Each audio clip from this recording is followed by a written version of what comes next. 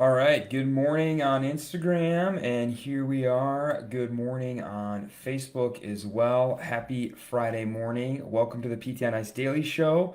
It is Fitness Athlete Friday. I am your host, Alan, COO of Ice and faculty member in our Fitness Athlete division. Here on, of course, the best day of the week, it's Fitness Athlete Friday. It is also the week, as it is every week, of Gut Check. So Gut Check Thursday this week comes to you all courtesy of Dr. Lindsay Huey, who teaches in our extremity management division. She requested a workout that would have an edge on this week, so we designed a workout for her. 5 rounds for time, 9 deadlifts, 6 squat cleans, 3 bar muscle ups, and a 200-meter run. Barbell weight 155 for men, 105 for ladies, so a little bit stout. Some barbell cycling, some gymnastics, and a little bit of cardio. So a nice little workout. I saw some great times come in last night and this morning. Some folks around the 10 to 11 minute mark. So certainly possible to hold maybe 2 to 3 minutes per round. So make sure you hit Gut Check Thursday if you haven't. Already wrote next week's Gut Check. Going to be a little bit easier load and skill wise. So if this week was a little bit hot for you, next week should be a little bit more manageable. Some courses coming up if you're looking to learn from us in the fitness athlete division. All of our online courses are going on right now, but are restarting at the start of the year. We have Fitness Athlete Essential Foundations. That's 8 weeks online with myself and Mitch Babcock, introducing you to the fitness athlete population, introducing you to functional movement and what really goes into loading and dosing load with your patients and athletes. Advanced Concepts with Mitch and the Barbell Physio, aka Zach Long, starts January 10th. So that's our second online course in the fitness athlete sequence. If you've already taken Essential Foundations, you can jump into that one. Really take a deep dive into programming, injury management, advanced gymnastics, and advanced Olympic weightlifting. And then pregnancy and postpartum with the fitness athlete division with Christina Previtt and Alexis Morgan starts January 11th as well. That course has no prerequisites.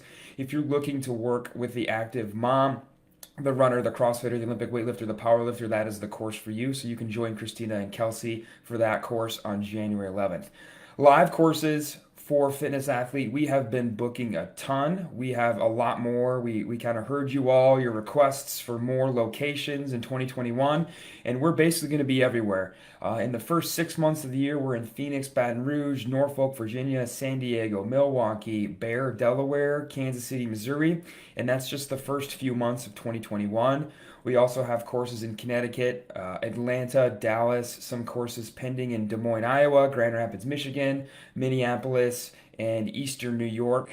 So keep your eyes peeled to the ICE website. If any of those courses up there interest you, please sign up, but know that we have about 10 more pending and some more on our radar as well. So by the beginning of 2021, we should have maybe 20 to 25 fitness athlete live courses for you to choose from. So we'd love to see you out in person, hopefully by then in a post-COVID world.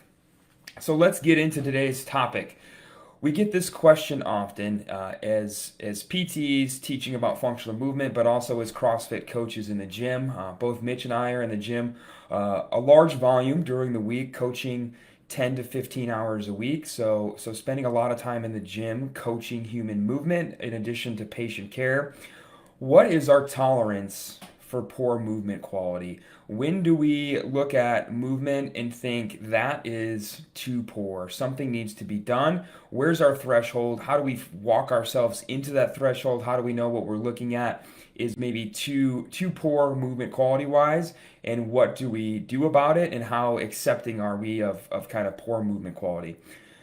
So let's start from the top. It's really important we embrace the CrossFit methodology that you're taught at the CrossFit level 1 of when you instruct movement, when you are introducing movement to people, we follow the principles of mechanics, consistency, and then intensity. So we really hammer sound mechanics. We make sure when we're introducing movement to somebody, whether it's a patient in the clinic learning to deadlift for the first time, whether it's an athlete out in the CrossFit gym who has been doing CrossFit for a decade and we're working on their deadlift, that we really hammer what are the mechanics, what are the points of performance for those movements. That's something we teach in our courses, teach you how to know the points of performance and how to get that patient or athlete dialed in there. Once that person can show you sound mechanics, they understand, for example, that a deadlift is a hinge pattern and it starts and finishes with a big hip flexion moment. and really nice flat back, then we want to see that be shown consistently. We want to see that they can do that for more than one rep. We want to see that for 3 reps. We want to see that for 5 reps. We want to see that they understand the mechanics and that they can show that to you and replicate that again and again and again. Once those are down pat, we've moved to the third principle, which is intensity. Once somebody can show you they understand the movement, whether it's with no load or a light load, and they can do it consistently, then we're free to add load to that person. We're free to add intensity to that person, which may mean the load doesn't change, but maybe that person is now moving that low load under higher volume or under fatigue. So now that person understands how to perform a deadlift. Maybe now we can introduce rowing and have that person perform rowing and deadlifts together to increase the intensity and also challenge that movement capacity under fatigue. So mechanics, consistency, and then intensity. We're always instructing proper mechanics first. Both, yes, for safety, but also for performance. Straight lines or strong lines, we go through those points of performance because they're the most efficient ways to move that weight. Moving more weight more efficiently lets you increase the intensity. The higher we can get your intensity, the longer you're going to live. The bigger increase you'll have to your aerobic capacity, the stronger your joints, your tendons, your bones will get, the stronger, happier, healthier life you will have. So we always instruct proper mechanics. There's a big vein on social media now that we don't really know how injury works. Injury is very complex. There's a lot into it. And because we don't fully understand how injury works, there's this mindset that do whatever you want with movement. It doesn't really matter if you move sloppy because maybe you can move sloppy for a long time and not get injured because we don't really understand how injury works.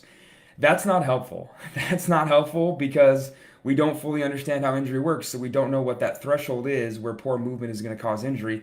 Likewise, when we're introducing these movements for the first time to new members at the gym, to patients at the clinic, it's not helpful to give them the cue of just move it however your brain tells you to move it. Most people have never done these movements before, so it's important that when we're introducing them, we follow mechanics, consistency, and intensity.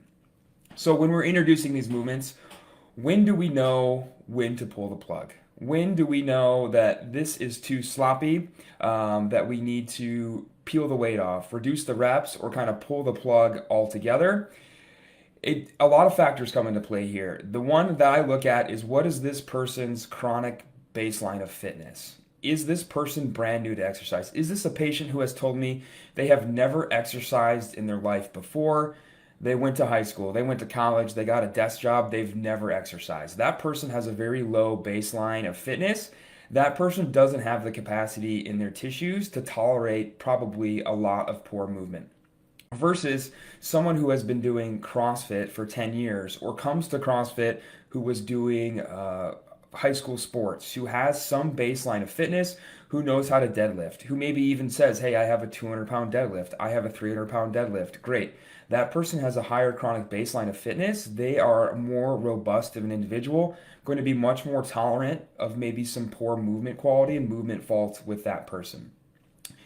Likewise, is that person a fair weather fan? We see that even in CrossFit. People who do CrossFit for a couple weeks or a couple months, and then they take a break. They stop coming to the gym.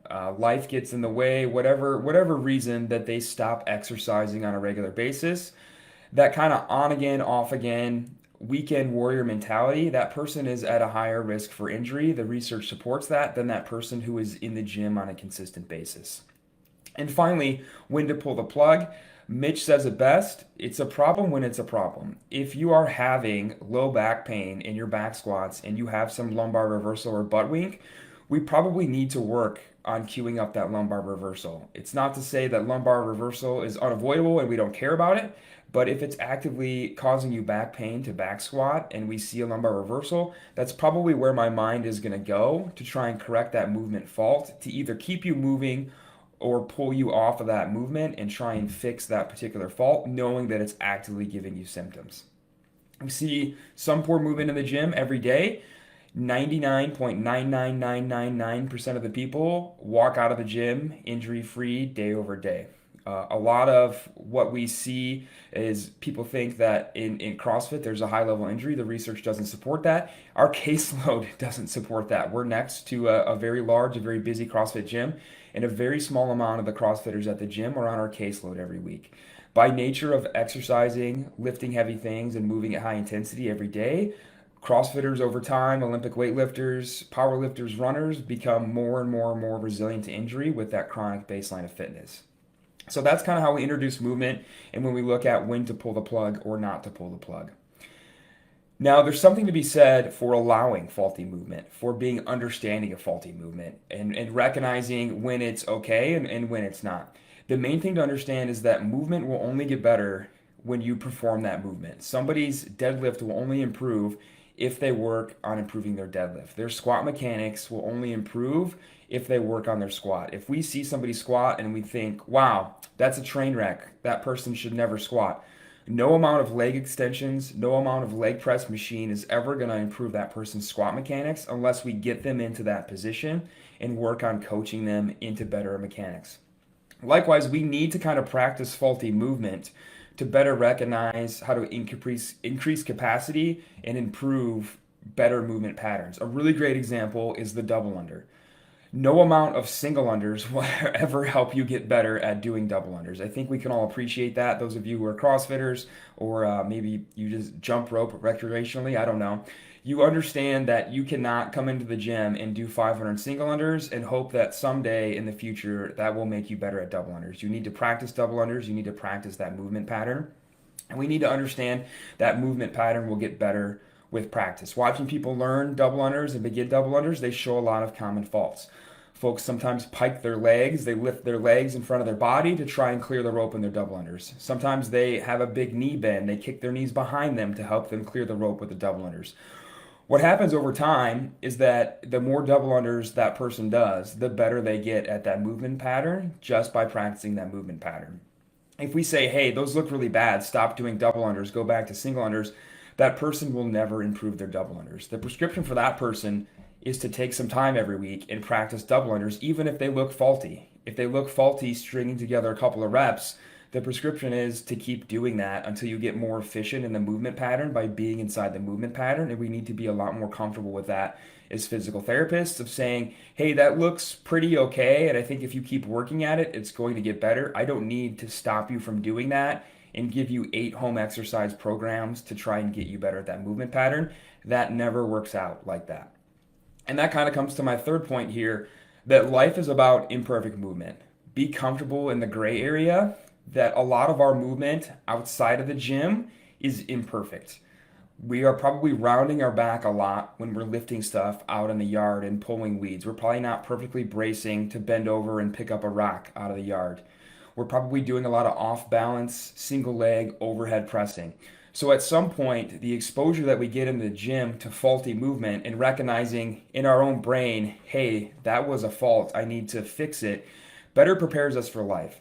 And that kind of the whole idea behind CrossFit and the whole idea behind regular exercise is that by exposing your body to as many different movements, as many different varieties of movements, variances in intensity, load, and volume over time, you make your body more impervious to injury.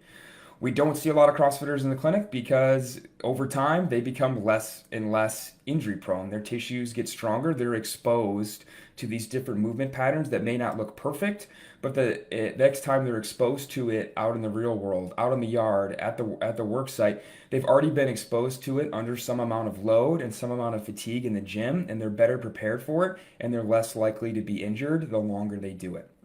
And that we know more and more the injury data supports that. 5 years ago, 10 years ago, we had almost no research on CrossFit and functional fitness as far as injury levels and injury incidences, but now we do. We have a lot more research, papers coming out every year, every month on that.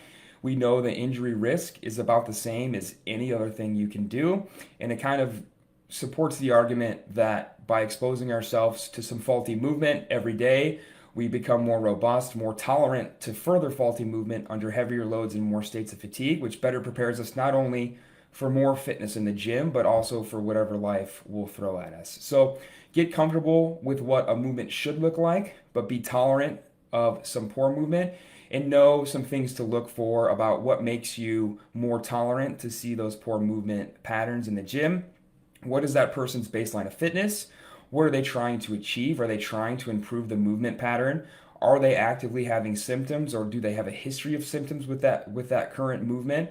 That will better let you know when to pull the plug or when to tell that person to keep going, and how to kind of function in that gray area that a lot of us are uncomfortable with. So that question comes up a lot in our online courses. It comes up a lot at our live course, and we get a lot of questions and discussion on that from you all via social media and email. So I think it's important to talk about that topic. More important than anything, just kind of be comfortable with the gray and the uncertainty of movement, but know what good movement looks like, and know when to pull the plug and when to tell people to push forward. So I hope you all have a fantastic weekend. Hope you all have a great holiday season. I don't think I'll be back on here before Christmas, so have a great holiday season. Have a great Christmas. I'll see you all in a couple weeks. Have a great weekend, everybody. Bye.